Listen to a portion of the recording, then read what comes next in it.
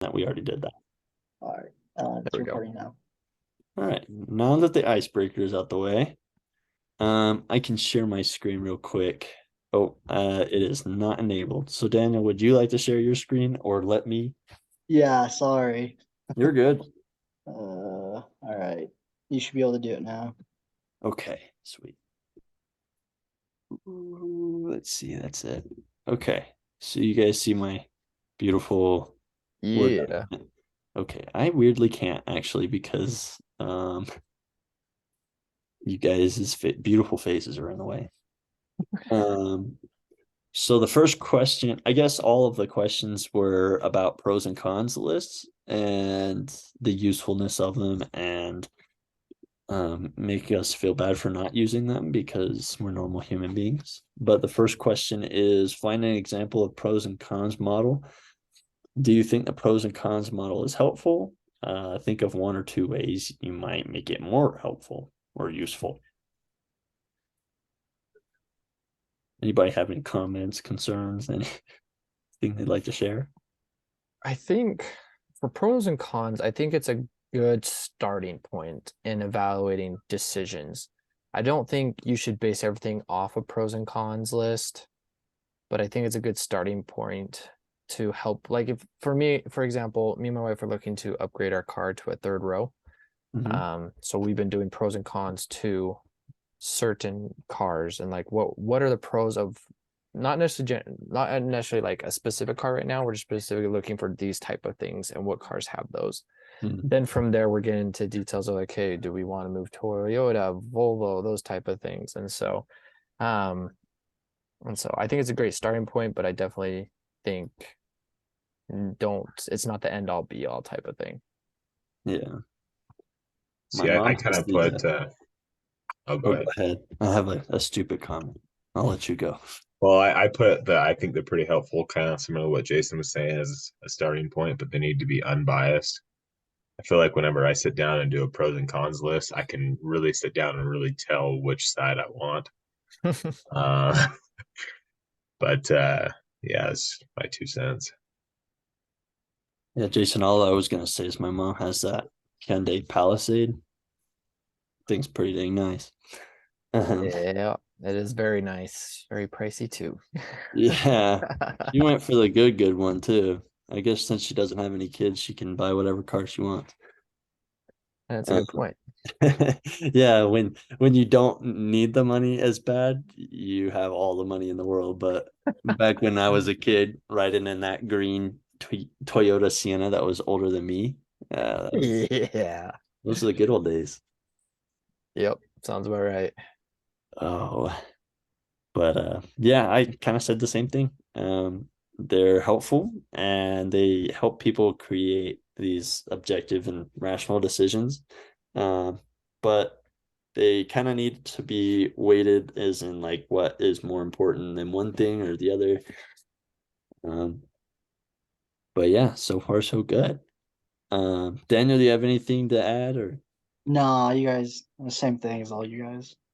perfect? All right, then you can answer this one. Pros and con models are sometimes discussed in TV shows, but perhaps less popular in real life. Why don't people make them in the real world?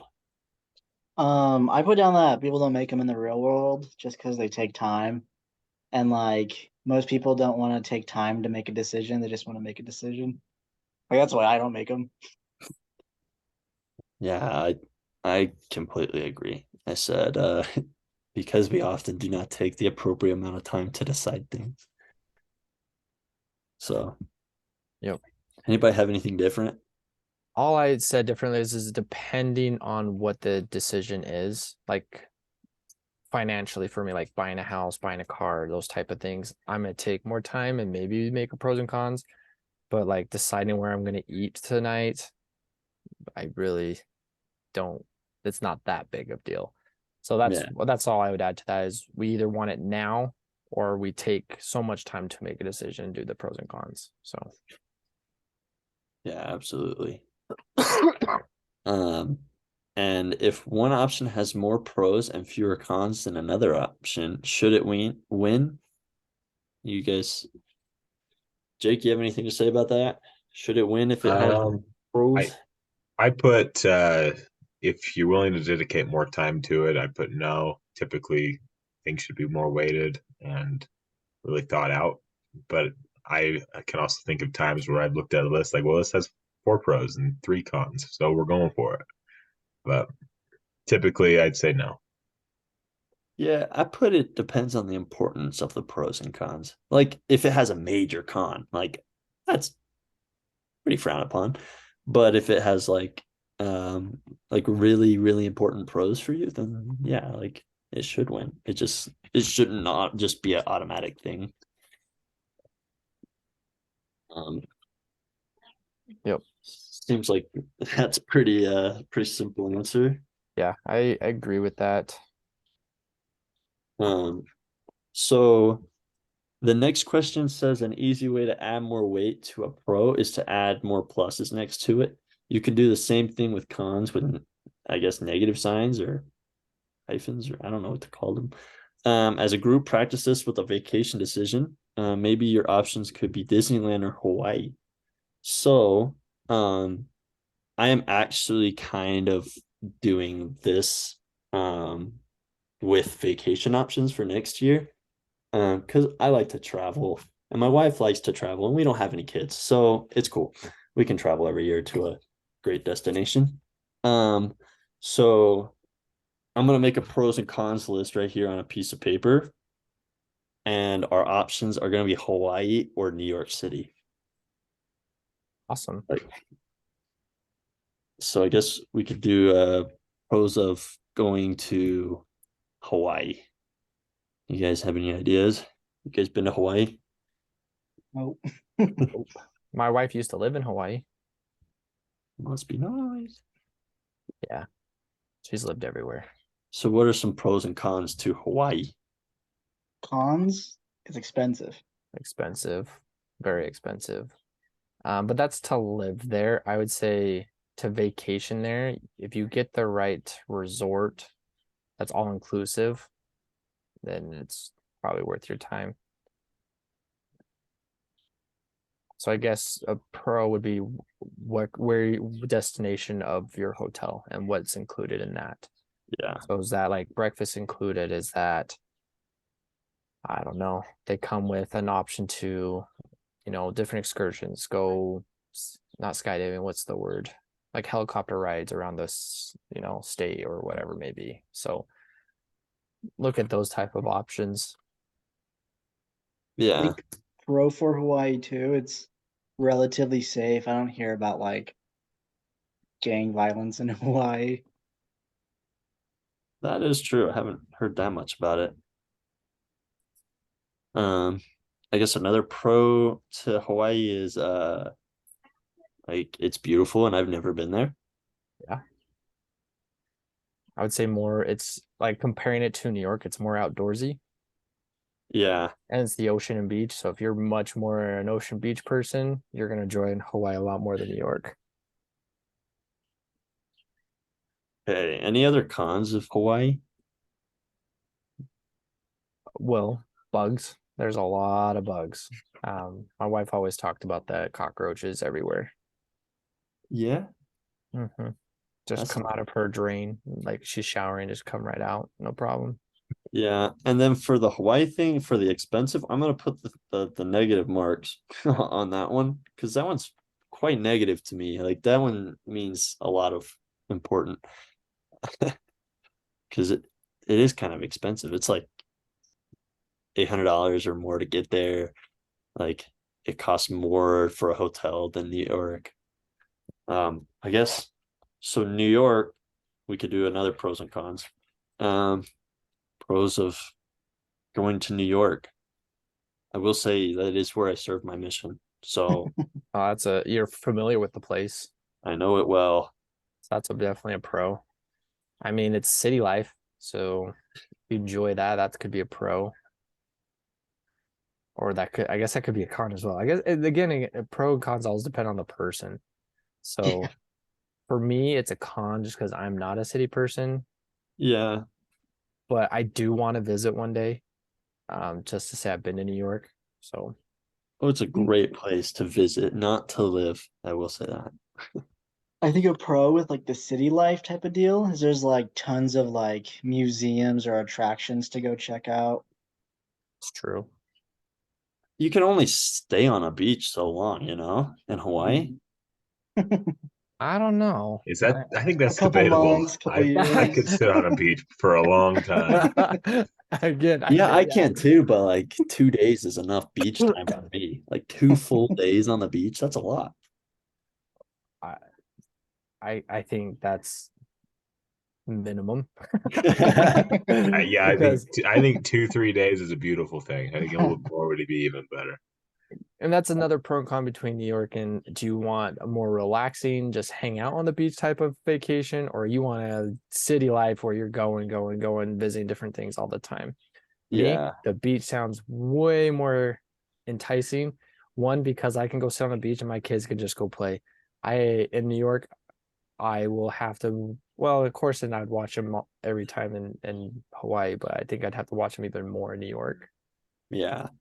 And then another con for me is that we're going on a big Brazilian vacation this year. Mm, So a con for me is like going to another beach after going to the beach for like 2 straight weeks. It's like that's how not much? valid. I mean, if I lived in Alabama again, like I would go to the beach every freaking month, but I live in Utah, so beach time is great, but how often do you have to go to the beach? And I'm not a huge beach person in general, so I think a current con for New York is like I guess like the entire East Coast is like swamped in like wildfire smoke right now. oh, So I like didn't know there's that. like compared to Hawaii, New York is like polluted. Yeah, people were wearing masks in New York before COVID. Like it's That was pretty just bad. normal. Yeah, it literally was. Like I saw like all kinds of like I mean Asians Interesting. always wear masks in general, but Yeah, they'll be like in the forest wearing a mask. yeah, I actually read something that in certain colleges in Japan, they're reteaching Japanese people how to smile because they've just worn masks for like the past 5 years. What? Yeah. I guess a con for New York would be it's quote unquote dangerous. Um, and there's like way too many people.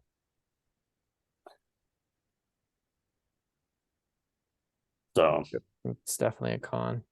it is a con. There's literally 8 million people within like 12 square miles. Like it's a lot. That's disgusting. As my wife would say, it's too people-y. Yeah.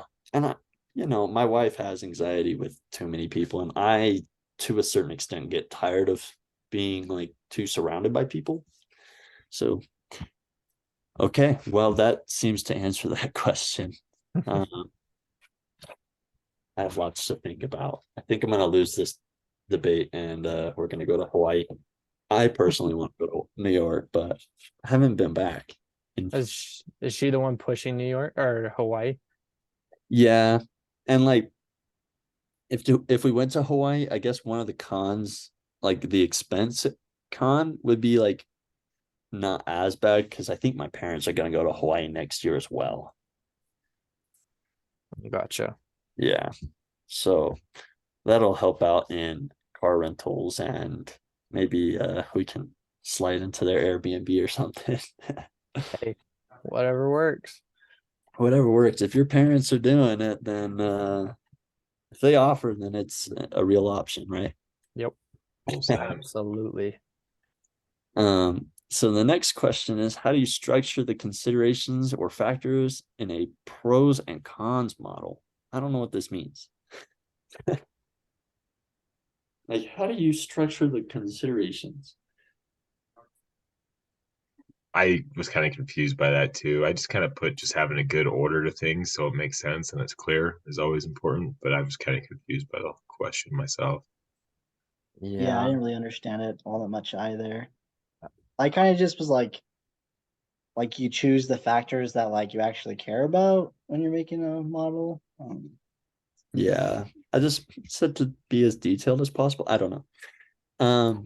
Yep. And I guess the next question is it possible to do a pros and cons model with more than two options? Which you just kind of just keep adding more pros and cons. Like you just keep Yeah. doing it. Like you just Yeah. kind of have to list out the pros and cons of every single like outcome. So or option, not outcome. Yeah, I agree with that. I mean, if you could add 3 more destinations for your vacation, Yeah. there's no Sure. problem with that. I could go to Disneyland. I don't want to at all. That sounds awful, but I mean, What? I'm Taking my not. family to Disneyland in October. I mean, I think with my like future kids, it would be real fun. But like, I don't Yeah. have any kids, and I'm not that into Disney. Like, so I don't know. I'm not a Disney person yet. I'll get there one day. Have you been to Disneyland? I have not. Oh man. See, once you go, like you'll know the magic. Like Yeah. I'm not like a Disney like freak, but like Disneyland's cool. It's But got some like magic. there's some magic there, yeah. It's kind of cool. I've been way too many times. My mom grew up in Orange County, and so she was there at the Hmm. ribbon cutting for those. And so yeah, I've been probably 20 times. Dang, so what, you're taking your whole family? Yeah, so I'm doing kind of what Ben's doing. I'm mooching off my parents. My parents are going to Disneyland. They're like, hey, we'll get the hotel Oh, and pay 2 of your days and you just pay the rest. I'm Oh. like, well, that's like 80% of the budget. So I'm in. yeah, that's nice. Like to take a family to Disneyland is like $2,000. It's like Yeah, so it's expensive. $1,800 for 5 days for my entire family of 4 because we don't have Wow, to pay for my youngest son. crazy. Yeah. My mooching off your parents is really the greatest. Like, I could Yeah. not go to my brother's wedding in Brazil if it wasn't for that. My parents are Yeah. paying for all of the hotels for 2 full weeks and all of the car rentals. And then they said, just get there and pay for your food. I bet That the food there is is probably so not that doable. expensive either. And the food is like so cheap. Yeah, you're gonna just walk up to like little stores on the side and just go buy food for like $3. Well, my Buy a dad full said that meal. so last year my parents went for their 30th anniversary and to meet my brother's fiance.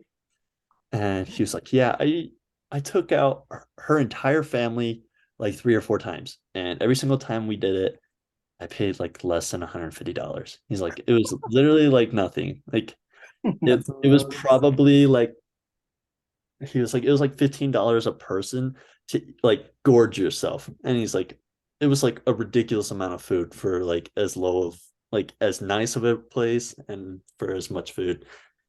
Like, yeah, I could do that. So yeah, so mooch off your parents, guys. They love you. And if they put out the option, they mean it. Oh man, that's funny. So pretend you're looking for a job and you receive 2 offers. How would you approach this decision? For me, I pay is number one. Like and I feel like this question is more to what we talked about earlier in the semester where we had to create that a decision model where you like listed that out and weighted it into all those things. So well, pay, benefits, and work conditions are like my 3 main pros. And then cons were like, what are the travel options? What benefits are you lacking? Like, what am I gonna have to make up in and those type of things. Anybody have any other like things that would sway their decision other than the ones that Jason just shared? I put down growth opportunities. Ooh, that's a Um, good one. That's always a good one. That's a big thing for me right now. I'm actually doing this, kind of going through jobs. I have a couple offers on the table, and I think growth opportunities was going to cause me to choose one job over the other. Just a little less pay, but I there's so much more room to grow. Um, It's so awesome.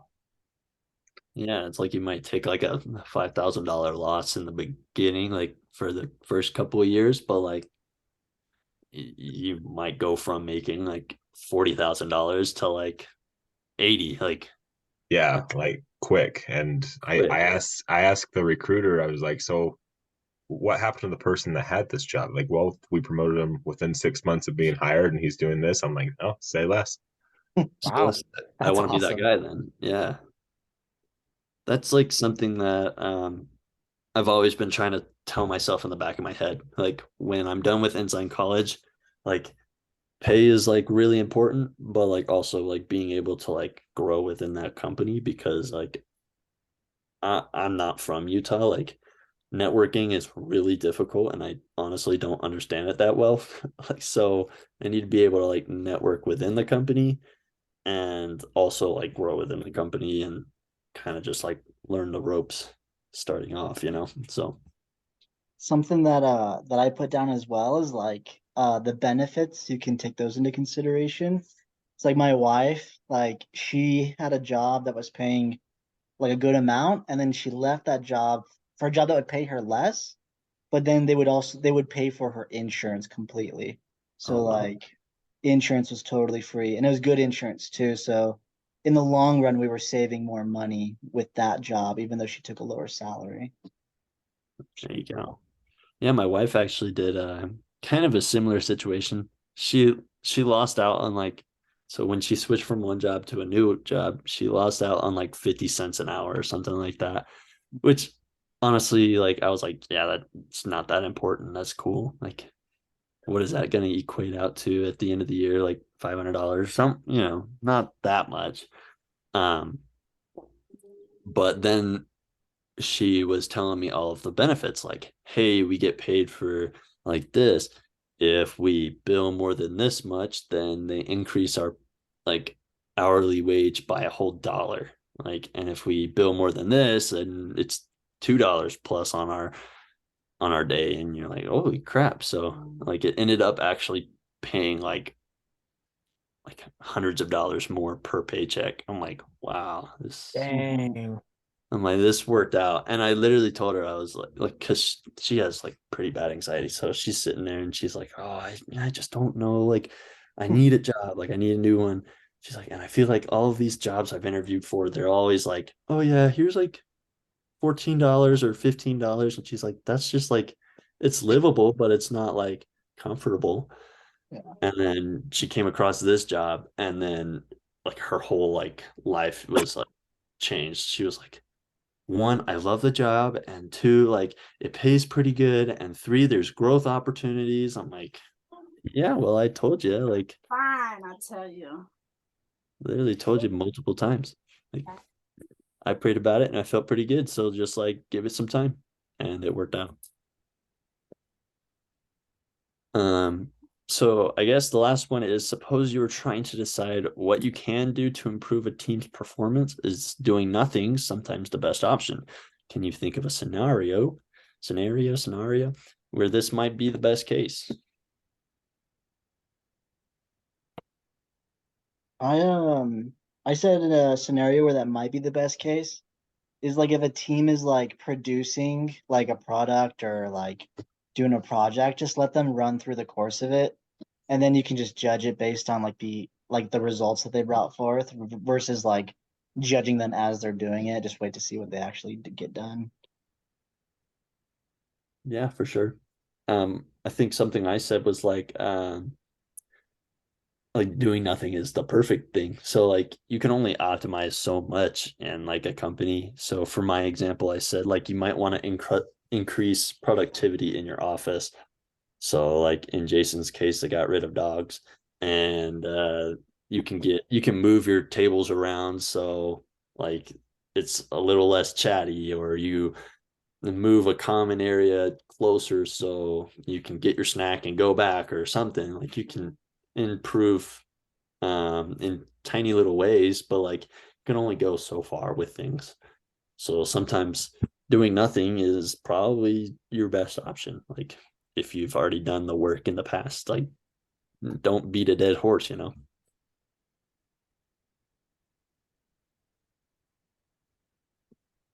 Jason, you look like you got something to say about this question. I actually disagree. Oh, you can always do something. I Let's hear know. it. So, especially when it comes to team performance, there is always something to improve on and something to add. So doing nothing, I think, is counteractive. And the really reason why I say this is because I'm in part of leadership at my company, and we've had those conversations. Well, do we really need to do nothing to make any changes? And then our new C-level exec will come. He's like, nope, there's always something to do better and improve on. So whatever that is, go find it. So it's not necessarily doing nothing. It's maybe at that time, don't rush into something, and do a good evaluation of making that change. So when it comes to team performance, I do think there is always something that can be improved on and something to do. So that's my thoughts on it. So do nothing until you find something to do. Yeah, I mean, and especially in the tech world I work in, there's always trying to find better processes, better even partnerships to use software, but different software. Like, do we need to test it out and before jumping into it? And I always say yes, test it out, make sure it fits what our needs, because it would be terrible to not test it out, jump into something and go, whoops, that doesn't fit our needs at all. Because I've been at a company that did that and we had to revert everything back like after 6 months, and it was very costly because we had to pay out the contract that we got into, because businesses working contracts, which is how they save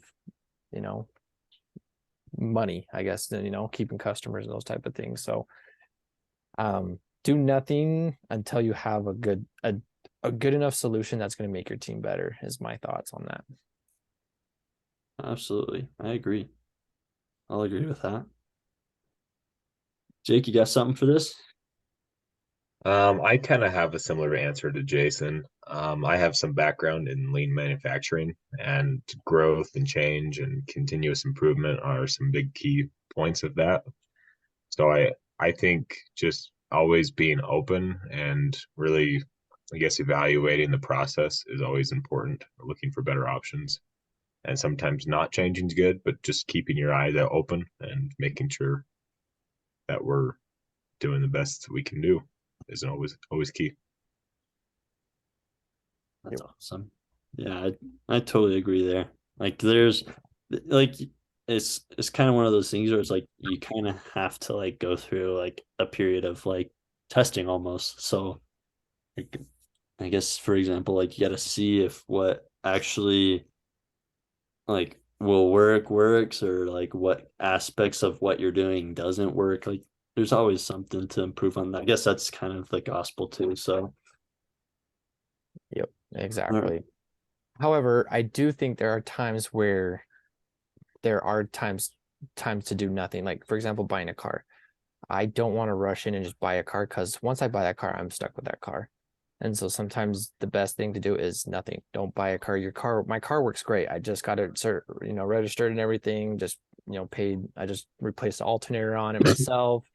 And so I'm like, okay, this car runs really well. We've not had many issues in 5 years that we've had it. So it's like, why rush into a decision to exchange that car just because we need a third row? We're managing now, so let's take our time on it. absolutely. And obviously like buying a house, like you don't have to rush into it. Like you can rent a place for Can't even afford a house. Let's just Yeah, go it's there. Utah. It's Utah. Yeah. Nobody can afford nothing. They just go into a lot of debt. Ooh, one day, Yeah. boys, we'll all go into that amount of debt and cry a little bit. I will cry every day. And then our kids will never know what kind of stress we're under. It's great. Yep, exactly. All right. So, Do we still need to do the business case as well um, for week 8? I did not know there was a business case. Or did I miss that? Or is that for the next week? Yeah, there was a business case this week. would- It was like you have 2 timesheet options for people to clock in and clock out. One is like micromanaged, and the other one is based on like trusting the employees, kind of. And then they just wanted us to talk about like the pros and cons of each system, and like what sort of logical fallacies might play a role in you wanting to over manage them versus not over manage them. I guess let's talk about it then. With clocking in and clocking out, how do you guys feel? Like, what are some of the pros of like micromanaging, or what are the pros of like not being on top of everything, I guess. Trusting. That's what it's called. I think it's always better if you can afford to trust your employees, opposed to being so micromanagey and so stingy when it comes to this, that, and the other. But that's just my 2 cents, just in general. I agree with that because I like looking at the two options. I don't know if you guys looked at the link that goes to like the Time Doctor links. So the Time Doctor will take a screenshot of your screen every so often to track your time that you're working and logged in. That is way too micromanaged. I think you need to have a system where you can do the manual clock in and clock out and have a policy, but not to this extent where you have a computer system taking a screenshot of your screen every, say, 30 minutes, or I didn't really read on how often it was, but I would hate that because it shows the company doesn't trust me. Mm-hmm. Yeah, I've heard that like there's some companies out there that will track your mouse movements on your computer. Yep. So like if you're not moving your mouse around, they'll like have a review with you or something. They, Which I think is like managers that do that, like the logical fallacy at play is like the slippery slope. It's like if we Yep. don't micromanage them, they're not going to do anything. And it's like you suck. yeah. You If might you need to learn. micromanage someone though, they're not going to want to do anything. The quality of work that's produced with micromanagement is Bare not even minimum. close to the quality that you'd get if you just trust. I mean, Yeah, it's never better. Yep. if performance isn't there, replace them, get someone new in.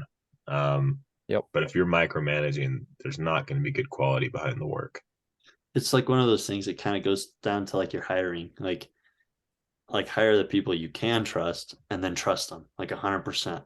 Like, Mhm. and then if you find that they're not worth your trust, then get rid of them and find somebody new. You fired.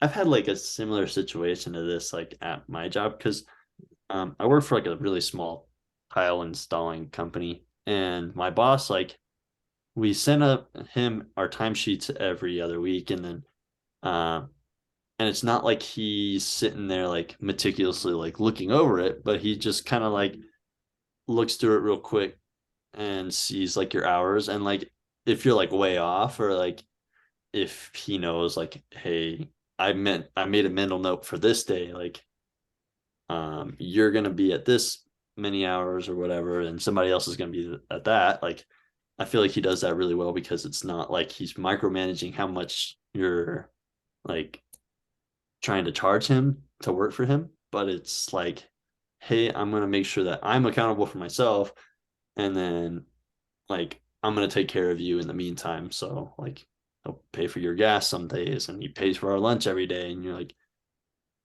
there is a lot of trust in it. So like if I turned in a timesheet that's incorrect, he would pay me for it, but like I mean I would never feel good about it. Yep.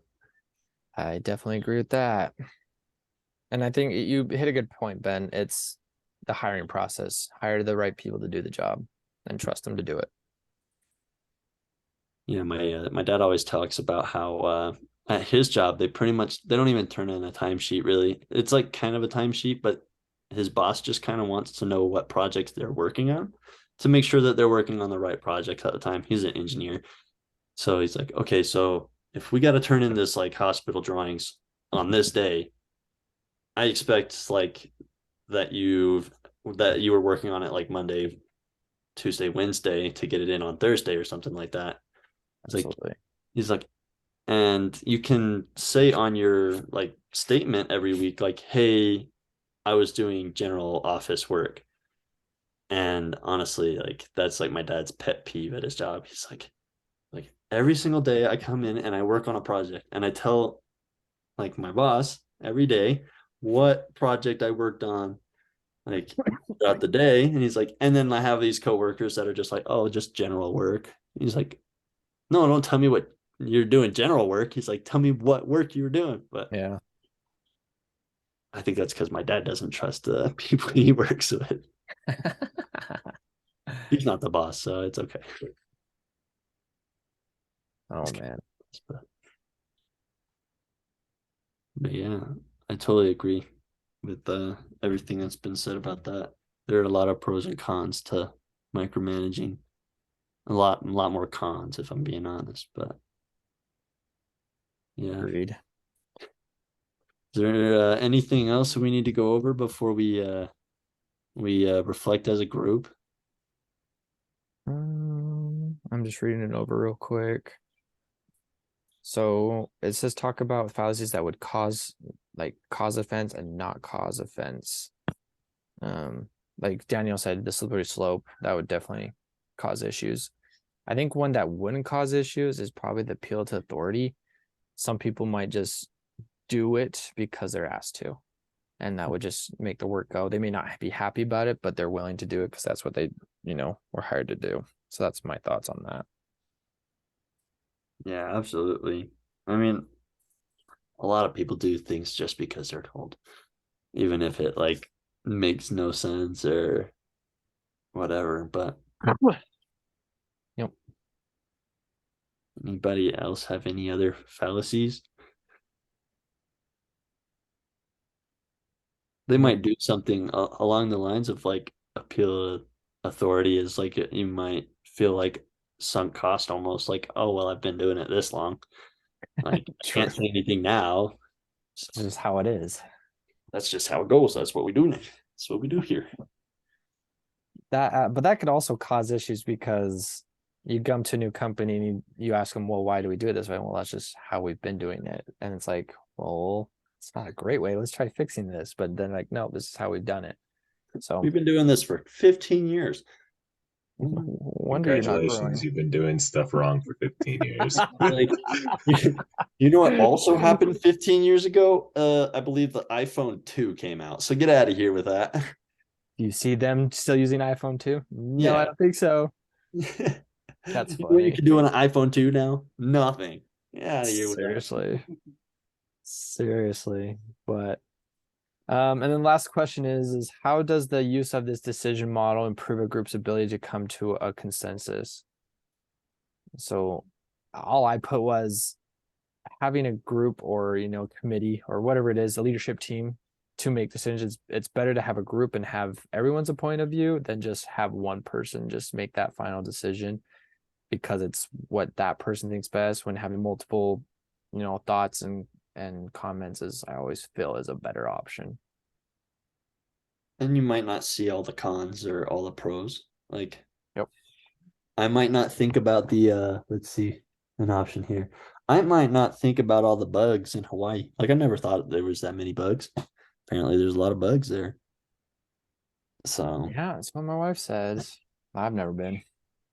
shoot, one day. I went to a class one time at Ensign College and I walked in the room and they were talking about Hawaii and they're like, oh yeah. And it turns out it was a class of like 12 or something like that. I was the only one in the entire room that hadn't been. I'm like, are you kidding me? And then they were That's like, oh yeah, what's your favorite island? What's your favorite island? And like most of them were like, oh yeah, I've only been to Oahu. And then like 3 or 4 of them were like, oh yeah. So like I really like Kauai, but Maui was really, really fun. I'm like, this is not cool. Cool. Good for you. Yeah, my wife has an opinion of which island is better, but I do not. That's funny.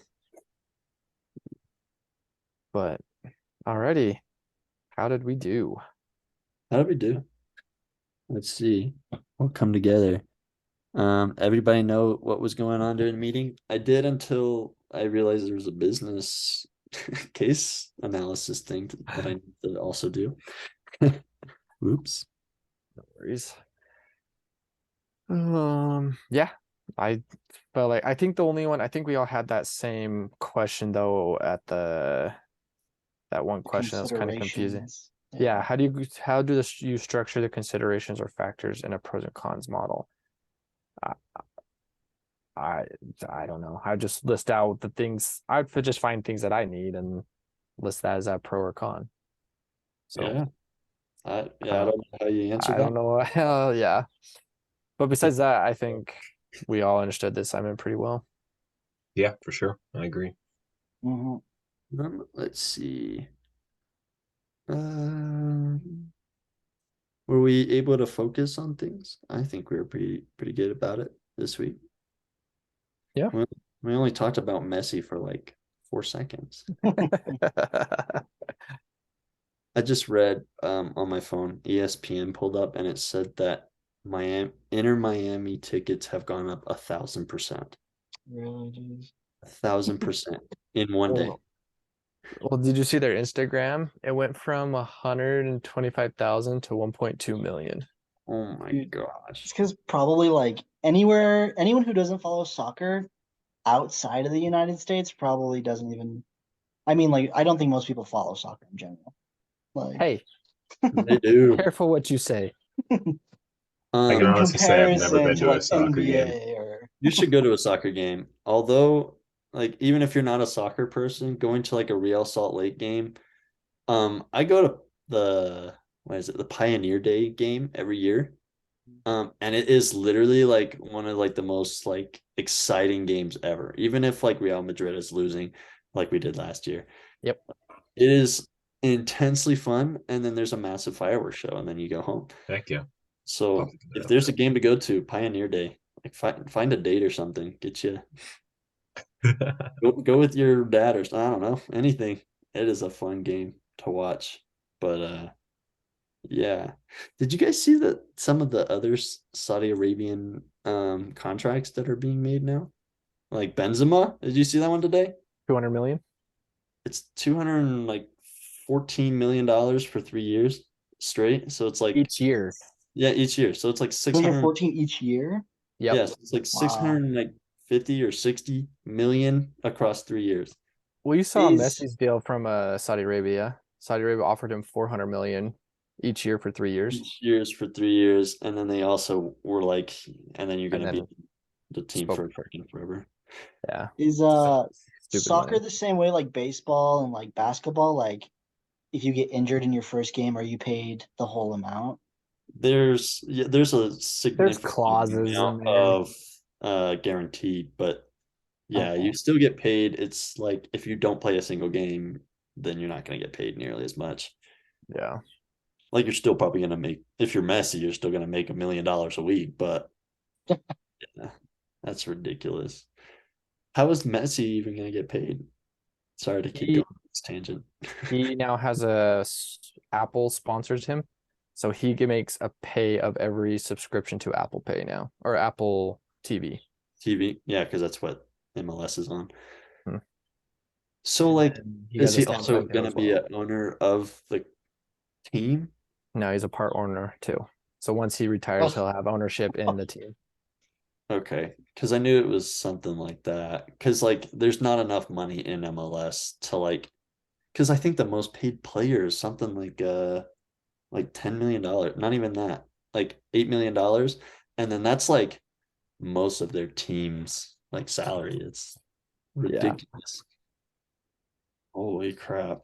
I don't know how you pay Messi that much. Ronaldo is miserable, but that's what he gets for living there. Yep. The highest paid player right now is in MLS is 8 million. Yeah. What's his name? I saw it. Shaqiri plays for Chicago Shaqiri. Fire. Chicago. Yep. Chicago. Yeah, and even he's way overpaid for what he's been able to do, but oh well. But I guess if we don't have any questions, Jake is seriously not a soccer guy, I can tell. That's okay. I'm a huge soccer I don't diss you guys. Soccer's good. I just haven't really gotten into it. So what's It's your hard to sport get then? into it. It's like overwhelming at first, I feel. So What what every sports are you sport. guys into then? I'm big on football. Yeah. College or NFL? Or both? Both. Okay. I've had to get into NFL since I've moved out here because college football kind of sucks here. Not to like trash on Utah football, but it's not that great. It's not Alabama, that's for sure. That's not Bama well, football. That like SEC cheats all the is time. the SEC is like got what? Like of the past how many national championships of like the past 20 years? Like Probably. I will 16, say an 17 years. Alabama game is better than an NFL game. Oh, for sure. There's way more people. 1,000%. Really? Yes. Alabama has like 100,000 people can fit in their stadium. That's interesting. I'm not a huge. I don't follow Bama obviously, but that's cool to know. I've only been to two NFL games: the Raiders in Vegas and a Rams game in Los Angeles, and Alabama 1,000% is way I better. heard that Really? Wow. like a good NFL game is at the new Mercedes-Benz in Atlanta. See, However, I've never been there. my Yeah. dad went to SEC championship at the same stadium, and he said it was probably by far like the coolest experience ever. But yeah, Alabama games are like pretty insane. They're on a whole nother level down there. It's like Like it's crazy. 100,000 people yelling all at the same time, like next level. I'm trying to get into baseball though. I'm not doing a good job. I can't do that. No. Like Nice thing about they get baseball training is you and don't on even board. have to watch it. You just got to get the updates on your phone. yeah, that's what I've been doing. They got it a little bit better for like watching it on TV because they do the pitch clock now. I don't know if you guys Oh, heard dude, about I hate that, man. it. So it sucks for baseball in general because like the It's pitchers just faster. suck. Like the pitchers Yeah. are not as like nearly as good if they can't take their time. But the game also goes by in like an hour and a half. It's the So whole point, though. You just kick back and you just watch you baseball. kick back, you drink a couple beers, hang out with the people, drink some, eat some hot dogs, drink some lemonade. That's so funny. It's our pastime. It's because it's just something to pass time. It's not Literally actually good. past time. Watch the grass Past- grow. You literally, honestly, sometimes it's more worth it. But I'm also from the South, so like I'm a huge like Braves fan when I can actually watch their games. Have you been to any Bees games? I went to doesn't one a count. couple of weeks ago. That doesn't count. Okay. No, it doesn't count. Those are always fun, though, my opinion. Those are They're always fun. So my wife League works in baseball's an fun. optometry office, so like an eye doctor, and one of their like sales reps invited out everybody that works with her to like go sit in their box seats. Oh, So cool. we were like in this like box office or whatever, like we were in the box seats and they had like free food and free drinks and whatever you wanted. So like there was one point where my wife was like, I really want a churro. And the next thing you know, the whole room gets churros. And I was like, I went up to a lady, I saw that they ran out of Coke, and I'm like, hey, like, I hate to be a bother, but I'm not gonna drink Coke Zero. Like, I'm not doing it. Like, we have Diet Coke. I'm like, That's worse. but like, I'm 23, like, I don't want to drink that. And she was like, yeah, that's a good point. I'll go get you one. And next thing you know, like our whole like mini fridge was restocked with Coke. I'm like, holy crap, this is nice. Okay, So see, that's a box office. I think any sport with a box office and free food is bomb. I actually really want to go to like the hockey games, like the Grizzlies out here. Those are fun. My mom's cousin is like a season pass holder, and I'm like, that looks so fun. And hockey looks so sweet. Golden Knights games are fun in Vegas, but I'd say Grizzly games are a little bit better. You get better fights. Really? Yeah. Is it because they're trying to make it still? Like they're trying to I make think it that so. next Like level? they're more passionate, and those passionate fights, man, they're incredible. It's just like college football. Yeah. They're still trying to make it now that they got paid. Now everybody's a little sissy, but Seriously. That's one reason I hate the NBA right now. It is Dude, the NBA is bull crap, bro. Like, it's everything is not a even foul. worth watching anymore, in my opinion. It's like, I haven't watched an NBA game since before admission. I watched one game. I went to a Jazz game and I watched a game right after admission. I'm like, you know what? This is stupid. no, Not yeah, everything it's is a not worth my foul. time. Every little touch is a foul, and especially on LeBron James, anything he does is golden, and no, stupid game. Like also, I love, but like they keep going through spouts where, like, teams just, like, stack players. There's, like, the Lakers, and then Golden State, and then, like, Toronto. Whoever has the most money. Yeah. I wish they do a cap like NFL does.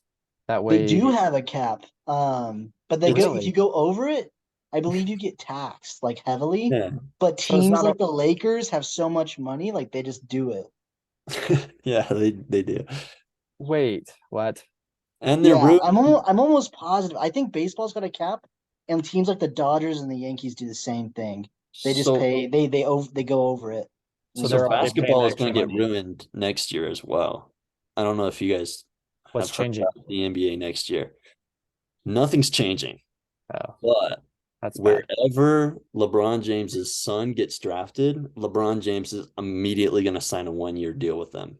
Oh my god. With So who? his son is going to go Ronnie. first overall, no Um, matter what, and LeBron James is going to sign whatever deal they throw at him. So even if it's like $20 million, which is low for him, okay. So you're going to see like It's these so messed up. crazy like contracts going on just to get the first pick. Like that is ridiculous that this one man has that big of a hold. Then again, it is one of It's the top, LeBron. It's it's he like has the that top pull. 1 or 2 people in the sport ever. Yeah. I love sports, and I really wish that the NBA would quit being a bunch of sissies. I'm trying to watch some like Shaquille O'Neal kind of stuff, you know. Like When you imagine actually Giannis shove people Giannis around. Antetokounmpo, and he's just like shoving people now. Like MVP every year. Same with Joel Embiid. Sign me up. I'll watch it. That's awesome. Oh man. Alrighty, I gotta get to dinner, so that means I gotta shower. I'm still kind of dirty from the day, so Yeah, no worries. let you boys go. All right, I'll well, we'll talk to meet you guys. next week. And Daniel, when you can you just send us that link? yeah. Alrighty, thank you. Perfect. You. All right. Awesome. See ya. All right, We'll have see a good ya. one, everyone. See you guys later.